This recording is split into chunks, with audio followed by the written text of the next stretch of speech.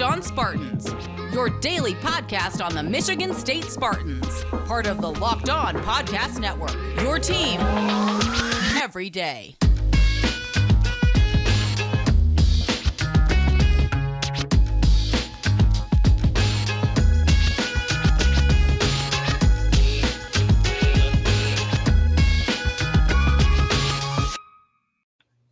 Hello, everyone. Welcome to another episode of Locked On Spartans. And let's not beat around the bush anymore.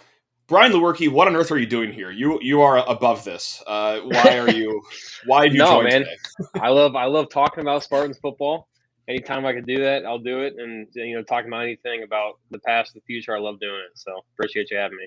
Look, so this is how bored you have gotten in the summer that you have donated 30 minutes of your time to chat with us here at Locked On Spartans. But no, on a real note, already can't thank you enough. This should be a fun episode. Obviously, you had a fun career at Michigan State. There's a lot to talk about. There's also a tweet that we have to get to right off the top. But before we get to any of that, hey, just want to thank everyone for listening to Locked On Spartans. Please rate, review, subscribe, whether it's on the podcast or YouTube, all that fun stuff. And if you have a question, lockedonspartans@gmail.com. Actually, before we get to that tweet here, you've done a few interviews, you've done a few podcasts, you've never shied away from the media at all. Help me help you. What are you just tired of talking about? Like, what don't you want to talk about today? Nothing really. There's nothing I don't mind talking about. Yeah, like you can throw anything at me. I don't really care. I'm down for whatever. So.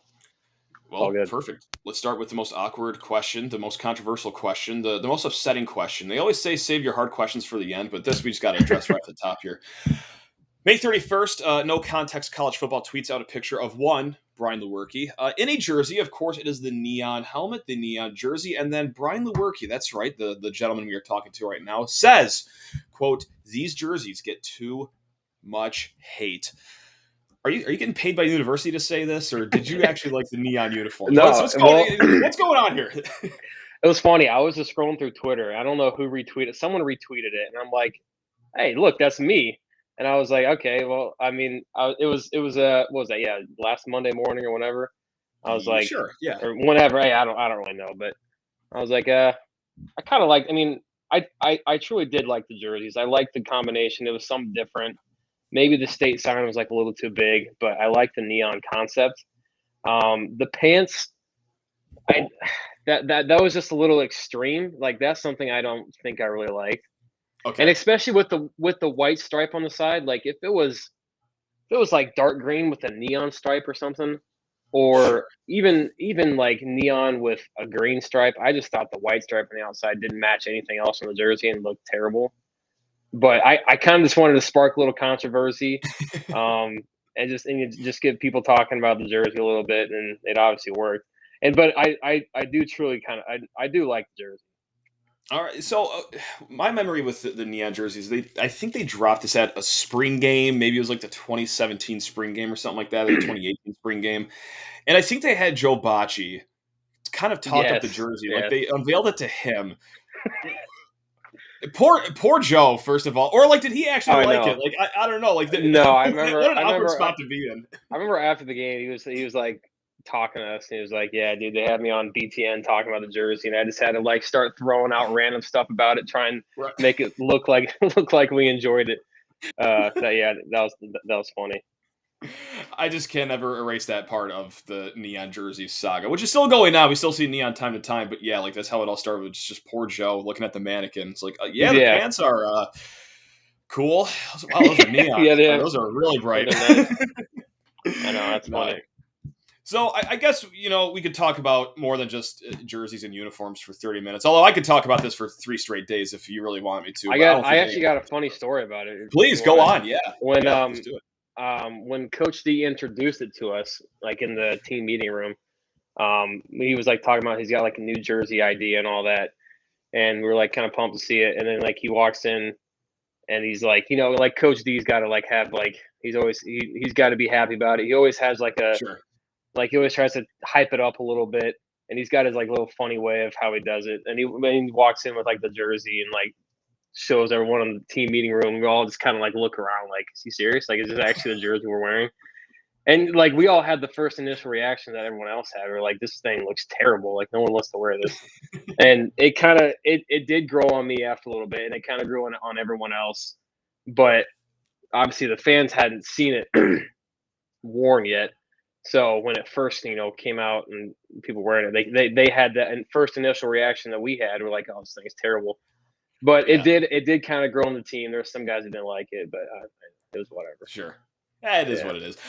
Like I like it if it wasn't the neon pants. If it was just the dark green pants and like the state was a little smaller. And which we wore against Illinois. I think that one game we had the green pants in the jersey.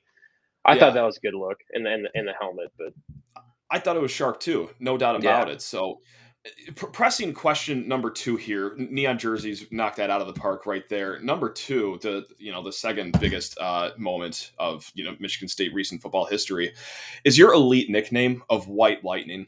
I have to know.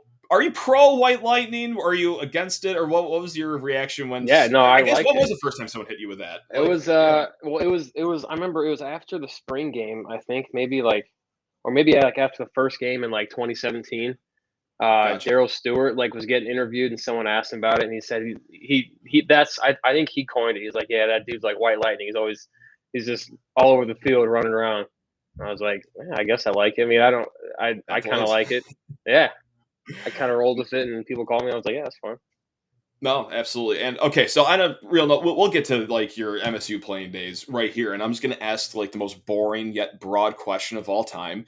Mm-hmm. What was your favorite game you played in at Michigan State? That's a very lazy question from a podcaster, but honestly, hey, sometimes the lazy ones are the best ones. So it's true. And I've been asked that a couple times, and I have the same answer every time. It's the 2017 Michigan game in the rain. First career start on the road, despite wow. It happened to be in Ann Arbor, but it was my first road start. And just the whole vibe of that game, we kept getting the ball on offense. No one could do anything. We kept getting a turnover whenever we needed to. Like obviously, no team could move the ball because the rain was the field was drenched. But it was just I'm glad we scored 14 before half because no one else could score after that. So, but yeah, that was fun. And my memory with that before the game is that okay. Well, obviously, you're wound up, anxious for the game, and everything like that. But I also remember that. Like everyone in the state knew that this monsoon was going to roll in at night for the second half. Everyone except like Jim Harbaugh and his staff saw this on the radar for some reason. I know. Like, did that play a role in your guys' game plan at all? Was that even talked about in the pregame, or is it just like, it's going to get a little wet here in the second half? I think pregame it was like we should get some rain. Hopefully, we'll be able to get the first half in before it starts coming down, and it'll probably be coming down pretty hard. And I remember Coach Warner, he'd be talking to me on the phone on the sidelines. He'd be like, just let me know if like the ball's like too slick, like if you can't throw it and all that. And obviously like immediately like in the second half, I'm like, yeah, I can't throw the ball. Like we called a little like soft toss, like I had a gun, like I caught it and like tossed it to the receiver, like coming in motion. And I'm like, I don't even know if we can do that because I got to catch the ball and throw it to someone. I'm like, and Michigan just kept throwing the ball. I'm like, I don't know. I felt bad for O'Korn. I'm like, this guy's being set up to fail right now. Like, he can't do anything with the ball. But like, you probably can't even see 10 yards, like with all the rain, like let alone throw the ball 10 yards. Like it was. Yeah, like it was like it was making your vision tough, and we just had to keep handing the ball off, and they knew we were handing it off, so they'd stack the box, and but it was fun just because it was a gritty game, and it was kind of what Michigan State football is all about. So. And I watched that game, right before this chat, just because I had a feeling that might have been your answer for most fun game. If it wasn't your answer, then I was going to say it's my fun game, and I was going to hijack the conversation and make you talk about it. But that was pretty easy right there. Favorite play from that game has to be 3rd and 3. It's getting to crunch time. There's like 2 minutes left. Ball snapped. Obviously, it's like you're catching a greased pig. You drop it, you pick it up, spin around. Roll over an offensive lineman for the first down. Was that just all part of the charade? Did you mean to drop the ball? Did you mean to cause mass chaos there? Or I'll say I did. Yeah, to make it sound cooler. Was that okay? Was that play out of shotgun or was that under center? Do you remember? Shotgun. Yes, I think it was. Okay. So yeah, so it was like a zone read. I remember, and obviously once the ball hits the ground, it's like the handoff's basically done. I'm just going to take and run. And luckily it was a good read to pull anyway. And then I think that was the one where like I got smacked and rolled on Brian Allen's back for the first down. Is that the right play you're thinking of? Yep, that's 100%. I think so. It was Brian Allen. Gotcha. Yeah. And that really bought you guys like another minute of shave time off the clock here, and then fast forward to the Hail Mary end. Yep. I almost died of a heart attack during the Hail Mary. Where were you for just the Hail Mary at the end? Yeah, walk me through what it's like being an actual player, not just some. I was standing on the sidelines. I don't think I went up on I set up on the bench like closer to that side of the end zone just so I could see the play a little better. I think I looked away though when the ball went in the air. I just like looked away and like was waiting for the crowd reaction. Like if it obviously went crazy, then I'd have been pissed. But it kind of stayed silent in the stadium. Like, oh my gosh, who's won? But yeah, that was fun. And what's post Michigan victory like for the rest of the night? Because I think that it was either a night game or it ended at night. Maybe it started at 4. Regardless, I think I think it was like the first game that started at night in the history of the rivalry. So that one, I don't really remember what we did. Obviously, the game probably started at 7, which means it didn't get done till like 10:30, 11. Yeah. Which means we probably didn't get back to East Lansing until about midnight, 1 a.m. So we probably went out somewhere. I don't really exactly remember what we did, but after those games, and then after really any big rivalry game, it's always fun coming back. I remember after the 2015 Michigan game, the fumbled snap game. I wasn't traveling that game, so I was back at home watching it with a couple guys on TV. Gotcha. We were all kind of like, we were kind of all down and depressed. And then obviously that last play happened, and we like ran out, driving our like truck throughout the streets, and everyone's just like screaming, like you just like buddy up with any person you see out there. Oh yeah, going crazy. Yeah, it's fun. That's amazing. Of course, a lot of other great moments in your career to get to. Like, I want to talk bowl games because we're also talking to 2-time bowl game MVP Brian Lewerke here. But Brian, I'm so sorry. I got to say goodbye to you for a hot second, just because I got to pay some bills here and talk to the fine people about Built Bar. Gang, you've heard me talk about Built Bar for days, weeks, months, years. However long you've been listening to this podcast, we've been chatting your ear off about Built Bar, and for 3 good reasons. So let's just go down the list. Reason number 1, they treat your taste buds immaculate. It tastes better than a candy bar, whether it's the standard Built bar. They have so many great flavors in that. The Built granola bars or the Built Puffs. That's right, the first ever protein infused marshmallow. It slaps. Number 2, it treats the body well. Most Built bars around 130, 150 calories, just 4 grams of sugar, just 4 grams of net carbs, but a whopping 15 to 19 grams of protein with your Built bars. That's right. They're going to get you through anything. They're going to get you through yard work, your workout, your round of golf, a second half at the big house in a monsoon. That's right. I'll speak for Brian. He probably had a Built bar that day. That could be a lie, but hey, for sake of conversation, we'll say that's what he did. And reason number 3, Built Bar hooks you up. They got your wallet in mind. When you go to Built.com, you're going to smash in promo code LOCKED15, and you're going to save 15% off your order. That's right, gang. That's Built.com, promo code 15 for 15% off of your Built bars. And also, really quick before we welcome Brian Lewerke back to the show, hey, we have an important favor to ask you. Yes, you viewers, you listeners, you wonderful people. We put together a survey to learn more about our podcast and what you guys think of it, what you like, what you don't like, what we could do to make it better. So hop on to lockedonpodcast.com/survey right now to get started. Won't take very long. And everyone that completes a survey can qualify for a chance to win one of 10 $100 Ticketmaster gift cards. Once again, guys, that's lockedonpodcast.com/survey right now. Hey, thanks a lot for your help. And also, thank you, Brian Lewerke, for spending time with us at Locked on Spartans. Sorry if I got a little slanderous there, what you did at halftime with Built Bars, but you get how it goes. We got to pay some bills around here. And a little fabricated story never hurts once in a while. On Locked on Spartans podcast. So the legendary Brian Lewerke, that's how I should say it, because we're talking to 2-time bowl game MVP Brian Lewerke. I think I know the answer here, but what was your favorite bowl game to play? And was it simply the Holiday Bowl where you guys hung up like 300 points against Washington State, or is there another one that comes to mind? I think the Holiday Bowl would be the one. The Pinstripe obviously be the close second, just because it was Coach D's last game, and we didn't know that at the time, but just to get a bowl win to send my senior year out and everyone else out with the win was awesome. So, but yeah, definitely the Holiday Bowl is my favorite. So, okay, I want to go off on like 48 different tangents right there. And the Pinstripe Bowl, obviously, to get to that game, you guys had a tough streak in the middle of the season, but you banged out back-to-back wins to get to bowl eligibility right there. And of course, the program win hats are rolled out. Where is your program win hat to this day? Could you locate it if I gave you like a $500 prize to find it? I think it's at. I still have like half my stuff at my parents' house back home. Okay. I think it's sitting in my dad's office right now. Gotcha. I might have lost the original one, but I think I had like there's like 3 or 4 floating around our house back in East Lansing, and I think I just stole another one from there. So, but I'm like 99% sure that I got one back in Arizona. Okay, gotcha, fair. And tangent number 2 out of like 19 that I want to go off of right now, speaking about the Pinstripe Bowl, I'm always fascinated when it comes to like bowl selection. Like you're a team, you guys are 6-6. There are some multiple bowl games that you can go to. It could be home in Detroit, the Quick Lane Bowl. It could be the Pinstripe Bowl, or it could be like a nice, warmer location. When you're sitting around, are you talking amongst your teammates like, man, it'd be awesome to go here? Like, I really don't want to go to New York where it's probably like 7 degrees right now. Like, what are you feeling as you guys are kind of playing the waiting game for your bowl selection? Obviously, you guys are happy to go to one, and playing in the stadium is unique. But like, what's the build up to a bowl selection like? Yeah, I mean, we were. I forget what the options were. I know that the Quick Lane was one, Pinstripe was one. I think there was one in Florida too. It might have been like the Tax Layer Bowl, the Jacksonville Tax Layer Bowl. Yeah, I think I think that was up there too.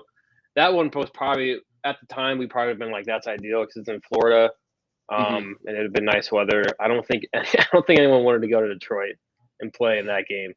Sure, understandable. I mean, like most guys are from Detroit. It's not like they're not really taking a vacation.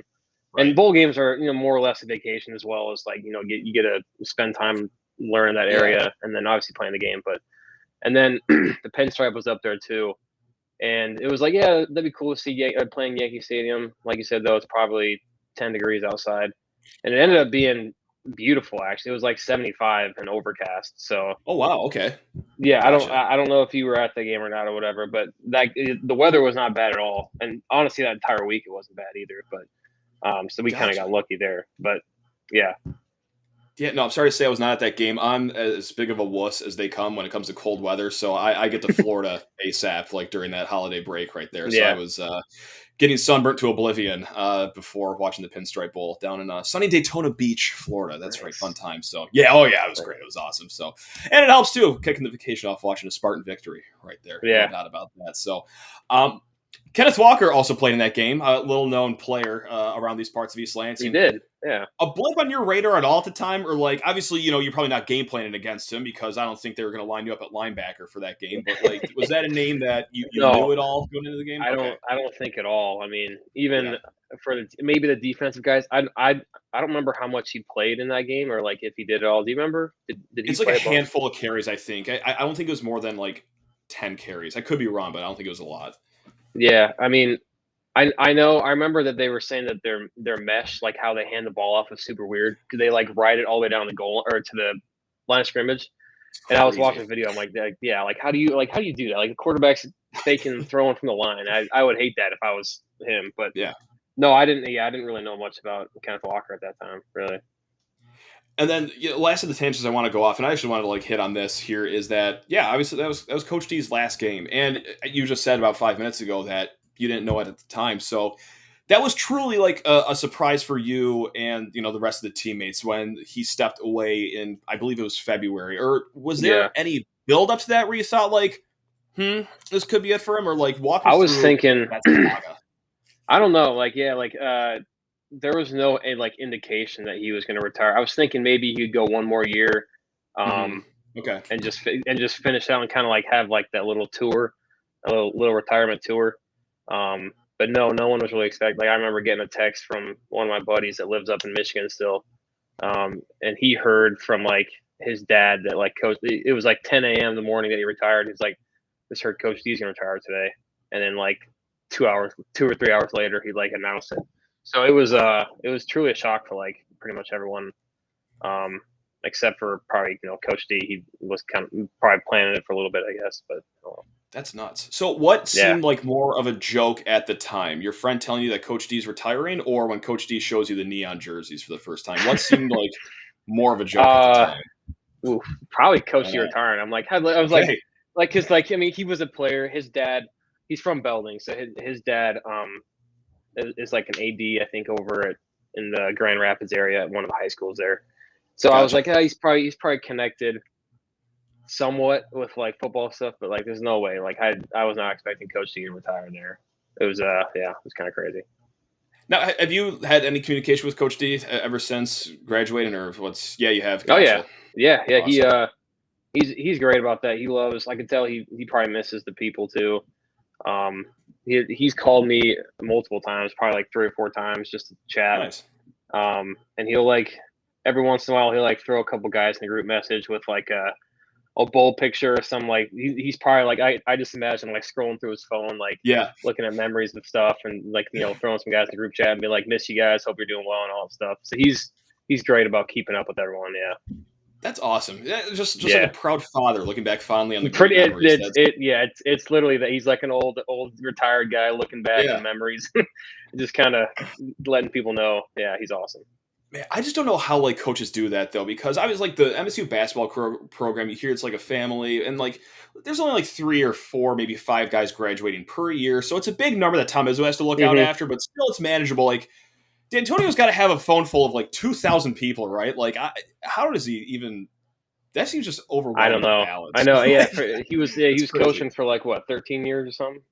12, 13 years. God, at least. Yeah. Yeah. So he's got to have a bunch of numbers in there. No. Yeah. It's wild. It'd be crazy. How about the new staff too? Because I think was it last year that you threw at MSU's Pro Day? Was that?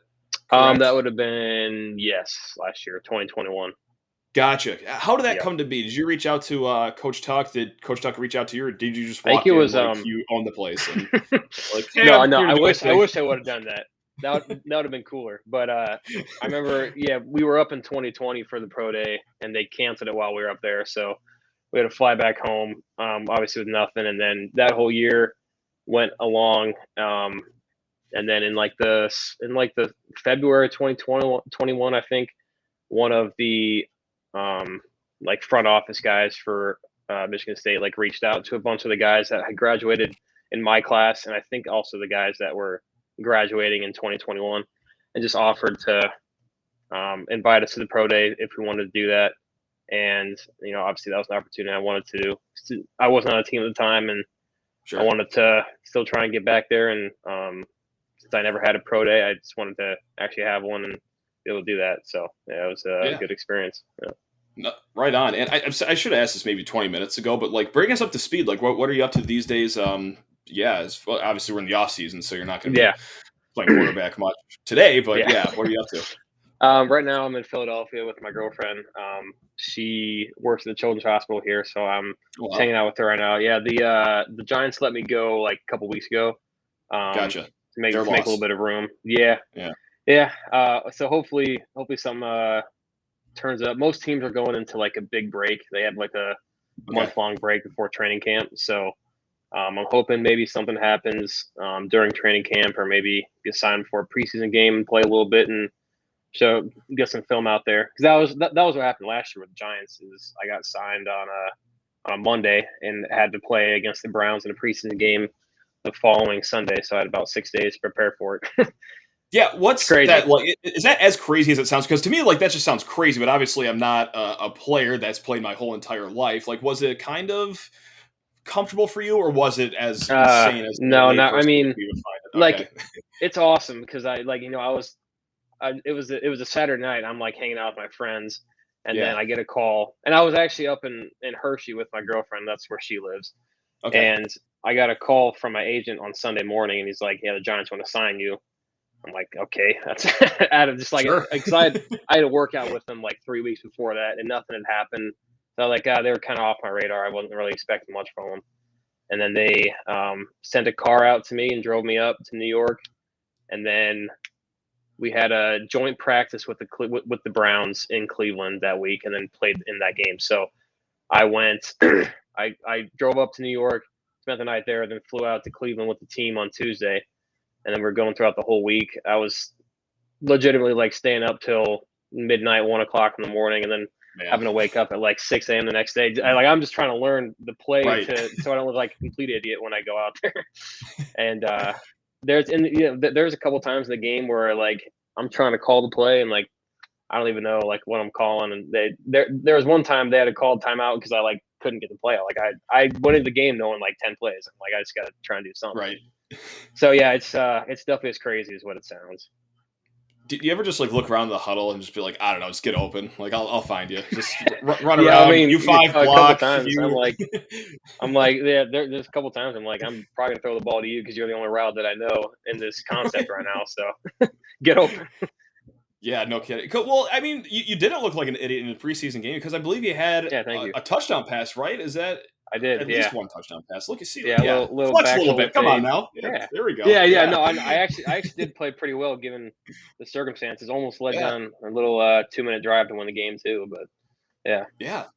Look at that, man. And you also dab a little bit. I think it was the spring football league. Is that what it was? Is that the spring league? That didn't happen this year. I don't know what it was, but yeah, I did that last spring. Yeah.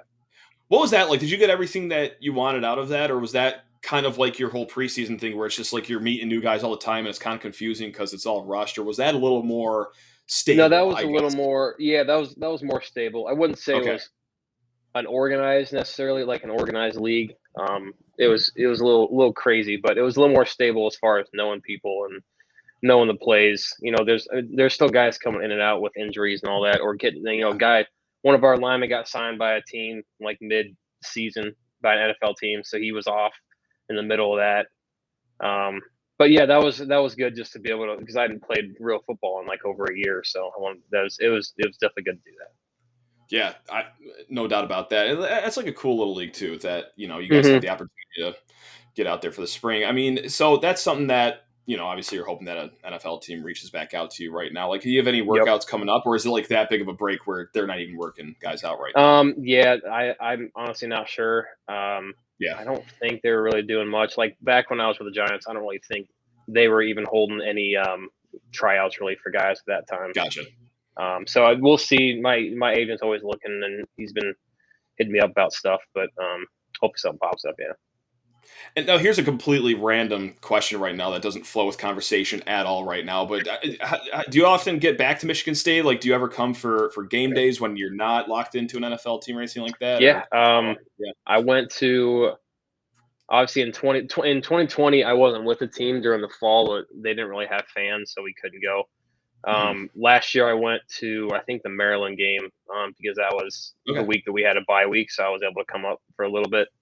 I'm hoping to get to one, whether if I'm on a team, I'll go up during the bye week. If I'm not, I'll just, pick a game and come up to it. But I love coming back, and I still know a couple guys on the team.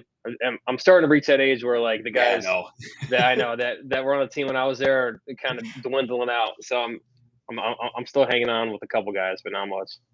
That's a tough reality check, isn't it? Just like, I know. Oh boy, like this kid that probably visited when he was a senior in high school, he's now, he's a fourth-year senior now himself, and I know, getting old as because like I'll field questions sometimes, especially in the off season. So people have random questions like, "Oh, favorite bar at State?" And I'm like talking about like bars that I went to. It's like, what am I?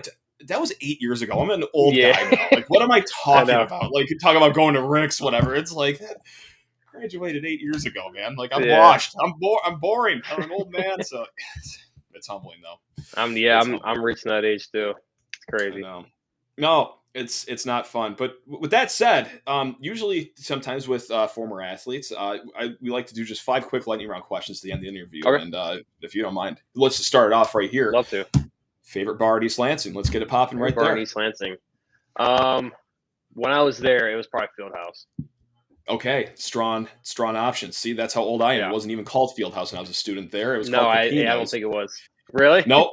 Yep, called Pepino's. It was great. They had $2 Coors, $2 pizzas every Thursday, and that was a great way to add on 8,000 calories as you head into the weekend. There. That was fantastic. So that's interesting. Yeah. God, I sound like I'm 70 years old right now. Talking about back in my day, it was called something different. Anyway, receiver you had the best chemistry with on the team when you were there? Probably Felton Davis.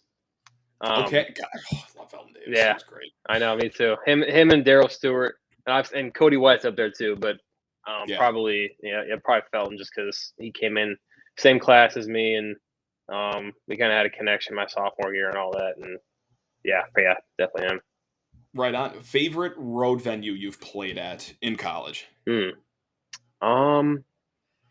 Probably Penn State. Okay, gotcha. Yeah, just like the size of their stadium obviously is massive. They can hold a bunch of fans. It's also the loudest stadium I played in. So that's what made it fun. And we won a last minute touchdown game there, and I'm like, hey, it's kind of just like floating together. Like it was a perfect storm for that. 100%. It's not that loud when you're throwing it to Felton Davis for a touchdown in the last 20 seconds. God, I mean, I would love to have you on again in the future. I don't feel obligated to say yes or no right now, but like definitely want to talk more in depth about that game in the future. But like, really quick, I'll ask you this again if I have you on. But like, walk me through that play with Felton Davis. Was it truly like throw it to me, I'm going to be open, as the urban 100%. legend says, or what was it? Was okay. That's awesome. 100%. Yeah, it was. I think it was 20 seconds left. It was a third down, and it was like 3rd and 3, and we could. I think we could. It was like, what was it, 14-7, or did we need a touchdown? I don't know. I think it was 14-7. I think it was field goal to tie it, and then or just say F it and go to the end zone to silence everyone. So half your team is back in East Lansing injured. Like, you guys are walking up with like guys that look like me playing receiver. Like, it's ridiculous. And I'm pretty sure Felton was like still a little bit hurt that game, and he kind of toughed it out. He was. But it was a field goal to tie, touchdown to win, and I was like, well, fate. It was pressed up, and I saw Felton was running a fade on that play anyway, so I was like, I'll throw him back shoulders, throw it up to him. If he catches it, great. We'll get closer for field goal. If he drops it, we'll kick a field goal and go to overtime. And so I wasn't really expecting to score. I was trying to just get like a couple extra yards and put it in like only the spot where my guy could go. But like I told him before the play, like, I'm going to throw it to you, so let's be ready.